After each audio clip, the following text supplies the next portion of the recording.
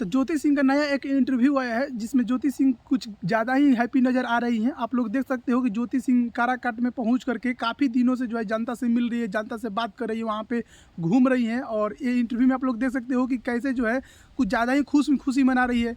मतलब पवन और ज्योति एक हो गए क्या? लोग तो यही बोल रहे हैं कि पवन और ज्योति सिंह आपस में एक हो गए। जो तलाक का बात चल रहा था, जो कि न जाने क्या क्या उन दोनों के बीच में चल रहा था, लोग बात कर रहे थे, सोशल मीडिया पे क्या क्या लिख रहे थे, कहीं एक तो नहीं हो गए?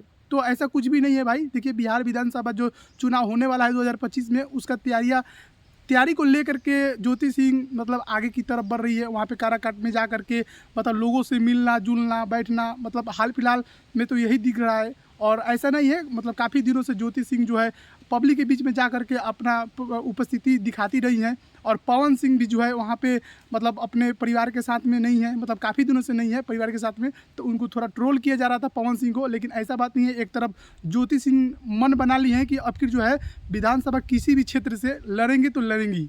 मतलब हाँ, पब्लिक लोग भी बोल रहा है, मतलब फैंस भी बोल रहे हैं कि हाँ, लड़ना चाहिए उनको, किसी भी विधानसभा क्षेत्र से लड़ना चाहिए। और शायद आने वाले विधानसभा में वो जीत भी सकती है। भाई साहब, ज्योति सिंह का तो पक्का मूड बन गया है कि अब चाहे कुछ भी हो जाए, अब की विधानसभा का चुनाव लड़ेंगे।